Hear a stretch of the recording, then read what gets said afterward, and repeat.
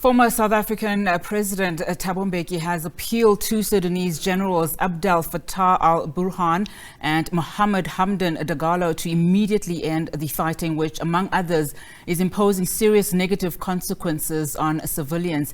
In a statement, Mbeki says the current violent conflict by the official armed formations will not solve any of these problems, but will instead further postpone their resolution.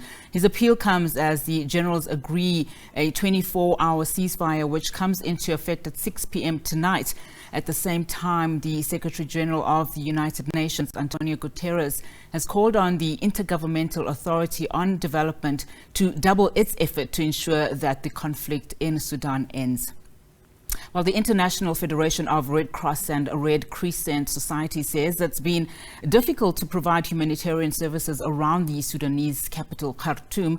It's also warned that the country's health system is at risk of collapse. Violence broke out over the weekend in Khartoum as the Sudanese Armed Forces are clashing with the paramilitary group Rapid Support Forces. Now, let's get analysis. We're now joined via Zoom by Thembisa Fakude. She's a senior research fellow and a director at Africa Asia Dialogues. Thank you so much, sir, for your time this afternoon. The situation in Sudan has now been described as dangerously fragile. That will probably not improve anytime soon. It's now been 4 days of shooting resulting to many deaths, as we've heard. Can you unpack the reasons for us behind these warring factions? Well, the war at the moment is between the RSF, which is the Rapid Support Force led by General Mohammed Hamdan Dagalo, and the army led by the Sudanese army that is led by General Abdel Fattah al-Burhan. The RSF has been allowed to proliferate in Sudan over the years. It is consisting of the remnants of the Janjaweed. If you remember, the Janjaweed were the paramilitary force that created havoc in Darfur. And later on, RSF joined forces with the Sudanese army in toppling Omar Hassan al-Bashir, who was the former president of Sudan in 2019. And that has since, of course, created the problem that we're currently facing, where the RSF feels very emboldened that they can do as they please at the moment in Sudan because they've got that power.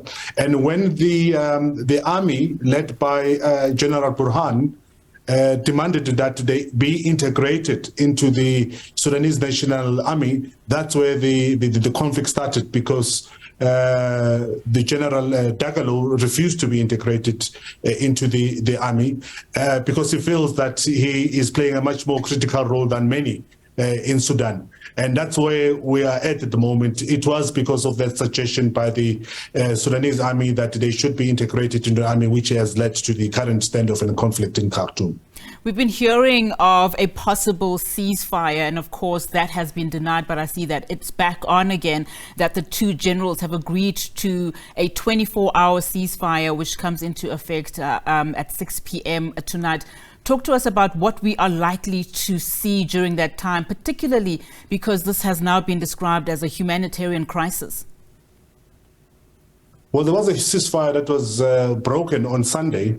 So one hopes that this one will hold, particularly because if it doesn't hold, it's not good for both factions, because as you know, it's during the month of Ramadan, and people have to go and shop and break their fasts, etc. So it's in the interest of both warring parties at the moment to allow people to at least to go and stock up the necessities for their homes and families, which is something that they couldn't do from Saturday. So we hope that is going to hold. But judging by what happened on Sunday, when that was broken, we're also not quite certain 100% whether the truce that has been proposed at the moment will necessarily hold. We are seeing and, of course, hearing that these are two generals that will fight to the bitter end, but one hopes for a solution soon. So who is likely then to intervene in this instance? I mean, we heard, of course, from former South African President Thabo Mbeki, asking and appealing to the two generals to find some form of common ground. And of course, Secretary General of the United Nations, Antonio Guterres, calling on the Intergovernmental Authority on Development, to double its efforts to ensure that the conflict ends. Who is more likely to intervene in this matter where at least peace will be restored? Well, the field is messy right now. You've got the Wagner Group, for example, from Russia, who are working and supporting the RSF forces in Darfur. You've got the Gulf countries who are also involved in Sudan. If you remember, the RSF forces were working with Saudi Arabia during the war in Yemen with the Houthis, and the RSF forces were supported by Saudi Arabia. So there's since been a lot of players inside Sudan at the moment that will also have to be spoken to in terms of trying to achieve some semblance of peace in the country.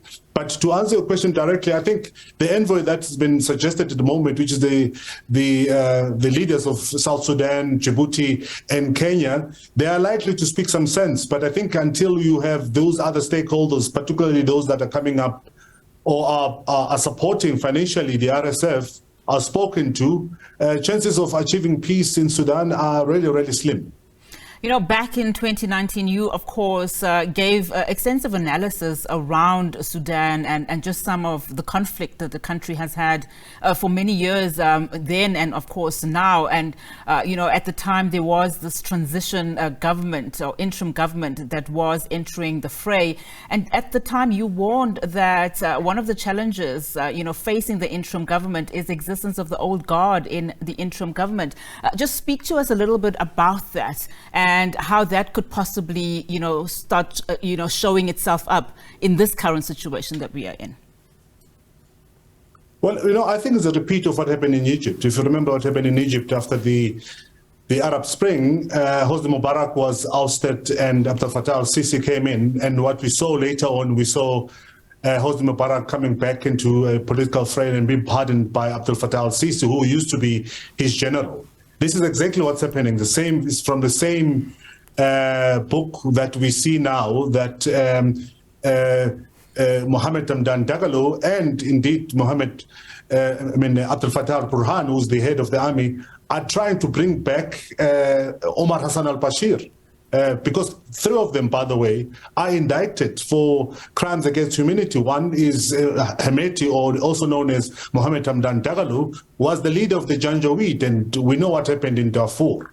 And is still wanted for those crimes by the ICC. You have the deputy of Omar Hassan al-Bashir, who is now the leader of the Transitional Sovereign Council and the leader of the army, in the form of Abdel Fattah al-Burhan, who's also wanted because Omar Hassan al-Bashir can't go alone to The Hague because he was supported by these two individuals. So it's going to be really, really complicated moving forward. And I think, behind all of this, you see the influence of former President Omar Hassan al-Bashir as he tries very hard to avoid going to The Hague. But I think these two other generals also know that if he does go to The Hague and he gets convicted, chances are they might just follow. Mr. Fakude, thank you so much for your time this afternoon. Really do appreciate it. Thembisa Fakude, Senior Research Fellow and Director at the Africa-Asia Dialogue, of course.